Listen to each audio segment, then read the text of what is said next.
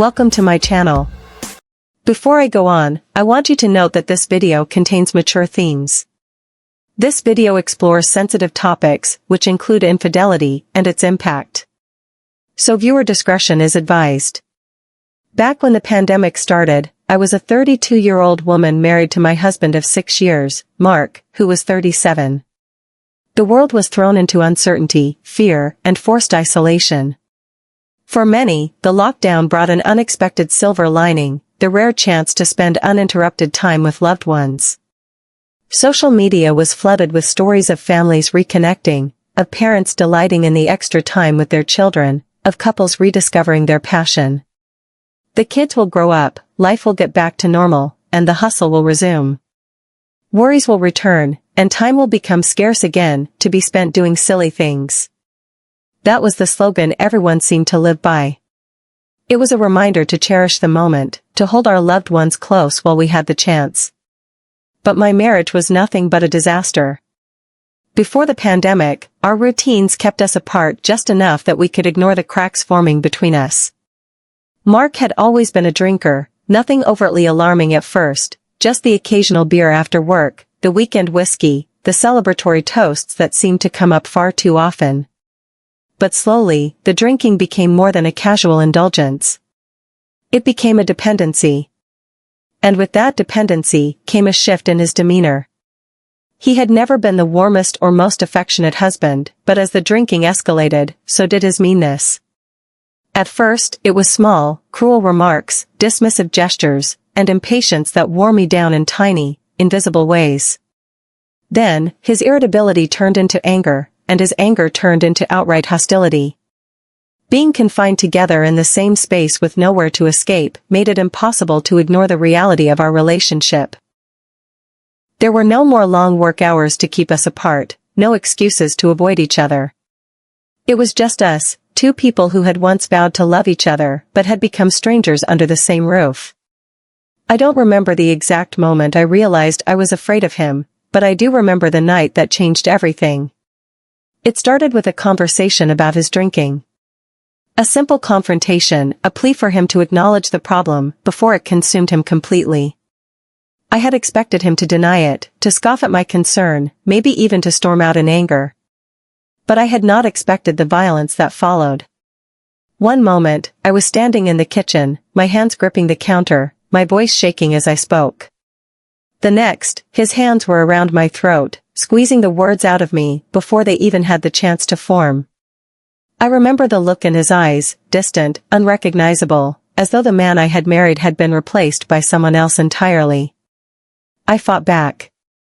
I clawed at his arms, kicked at his legs, anything to break free. In my panic, I managed to slip out of his grip and ran toward the bathroom, slamming the door behind me. But he was right behind me. The door crashed open, and before I could react, he grabbed me by the wrist and twisted. The pain was instant, sharp, and blinding. I screamed, but the sound was cut short when my head slammed against the cold tile floor. Everything went black. When I woke up, I was in the hospital. My wrist was broken, my head wrapped in bandages, and the nurses looked at me with a mix of pity and concern. "Do you want to report this?" they asked gently. I thought about it. I thought about the consequences, the fallout, the questions that would follow. I shook my head. "No," I whispered. "It was the alcohol." He didn't mean it. Maybe that was the moment I truly lost myself. Instead seeking help, I stayed. But I did so cautiously.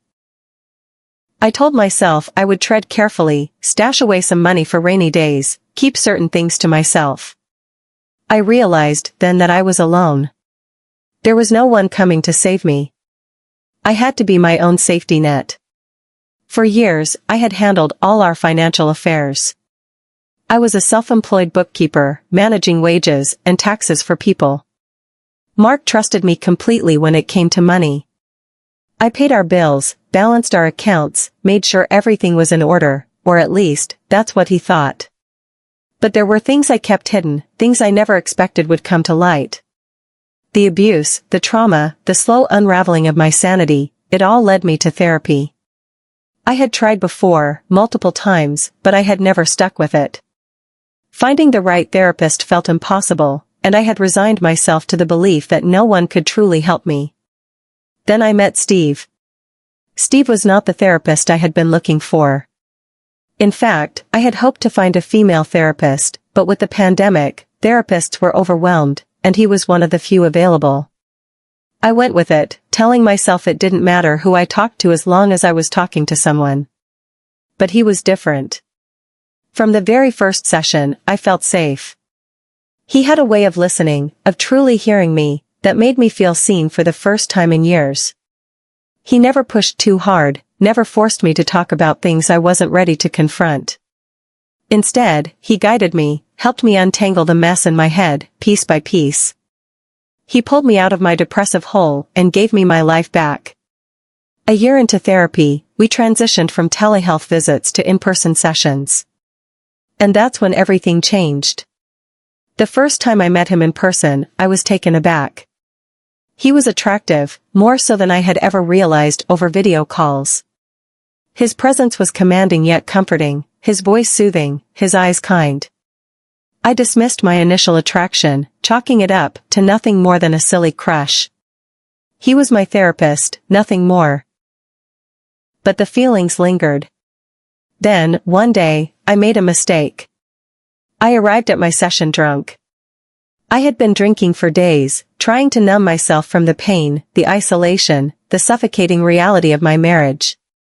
When I walked into his office, Steve immediately knew something was wrong. "Have you been drinking?" he asked, his concern evident. I nodded. "Did you drive here?" Another nod. He sighed, rubbing a hand down his face. "Why, Anna? What's going on?" And just like that, the floodgates opened. I told him everything.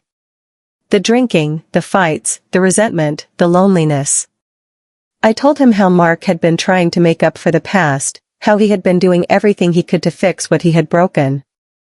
But I couldn't feel it. I couldn't believe it. The love was gone, and I felt like a stranger in my own marriage. I broke down. My body shook with sobs, my chest heaving as the weight of everything crashed down on me. Steve reached for my hands, holding them firmly in his. "Breathe," he said softly. "You're safe here." And then I kissed him.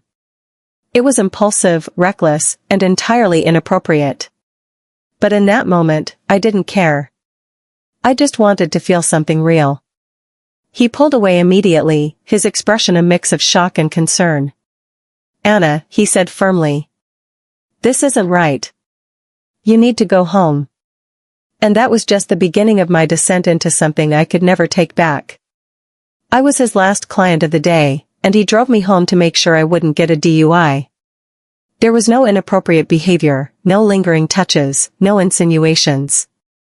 He just made sure I got home safely and waited until I was inside my apartment before he left. That simple act of kindness shouldn't have meant so much, but it did. The next day, in the afternoon, he picked me up so I could retrieve my car. I was embarrassed, not just about needing the ride but about the impulsive kiss I had placed on him the night before. I wasn't the type to make reckless moves, and yet, I had done it. I felt compelled to clear the air, to make sure we were okay. I asked him if he wanted to grab a coffee. He hesitated for just a second before agreeing. We went to a quiet little coffee shop, one I had never visited before, despite its proximity to my apartment. We sat in a corner, away from prying eyes, and talked. Really talked. I realized I knew so little about him. In all the time I had known him, he had always been the listener, the one who guided conversations without ever revealing too much of himself. But that day, he opened up in ways I hadn't expected. He told me about his childhood, his struggles, his aspirations. There was something about him that made me feel safe, seen. I had never felt that with anyone before. That conversation changed something in me. I found myself looking forward to our sessions even more, not just for the therapy but for the quiet moments in between. And then, it happened again. At my next session, I was his last client of the night. We were finishing up, and I was waiting for my credit card transaction to process when I kissed him again. This time, he didn't pull away. This time, he kissed me back. It was slow at first, hesitant, but then it deepened, turning into something neither of us could ignore. We made out in his office that night, the tension that had been simmering between us finally bubbling over. It felt inevitable, like something we had been dancing around for too long. But even then, there was a part of me that knew it couldn't last. And then, everything fell apart. The accident changed everything. It was as though the universe had been waiting for the perfect moment to strip me down, to reveal every secret I had tried so desperately to keep hidden. It started with the credit card debt, €20,000, to be exact. When he discovered it, his reaction wasn't immediate rage. It was worse. It was quiet disappointment, a look in his eyes that told me he had already begun detaching himself from me. But that was just the beginning. It wasn't just the debt, it was the bank account I had secretly kept open, the one he thought we had closed. He confronted me about it, demanding an explanation that I couldn't give, because the truth was something he would never accept. The truth was something even I struggled to admit. And then there was the worst of it, the credit card transactions. The ones I had made for another man. Not just once, not just twice, but multiple times. When he saw the charges, when he realized what I had done, he looked at me as though I were a stranger. Why, he asked, over and over again. But how could I explain it to him? How could I put into words something that made no sense, even to me? The truth was, I was deeply entangled with another man. He had a pull over me that I couldn't resist, a charm that made me feel wanted in a way I hadn't in years. He was struggling, drowning in financial hardship. His children had been kicked out of school because he couldn't afford the fees. He had confided in me, trusted me. And I had wanted to be the one to save him. So, I let him use my credit card. The first time was small, something insignificant. Then it happened again. And again. Soon, I was covering his expenses, telling myself it was temporary, that he would eventually pay me back, that he would see what I was doing for him and love me for it. But deep down, I knew I was chasing an illusion. And then, the accident.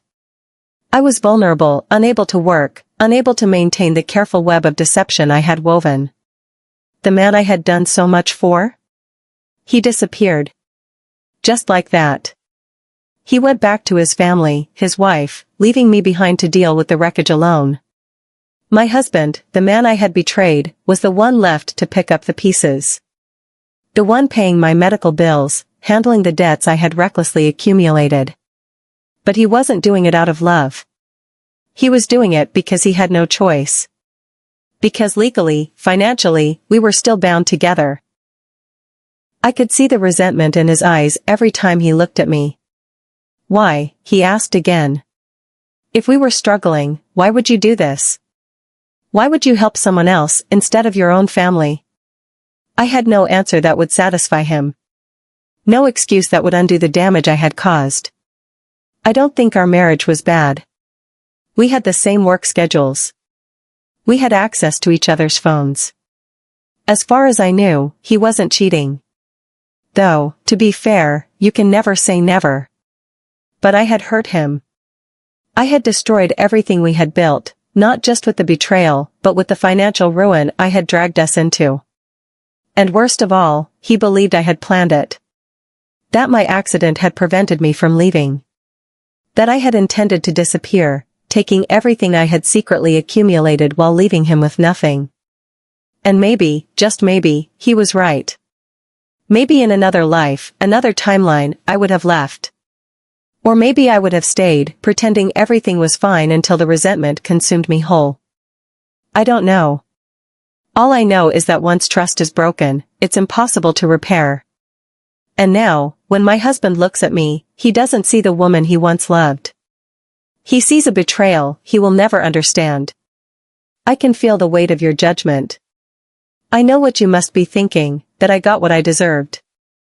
And maybe you're right. Maybe I deserve every ounce of pain, every sleepless night, every regret that claws at my skin like an open wound.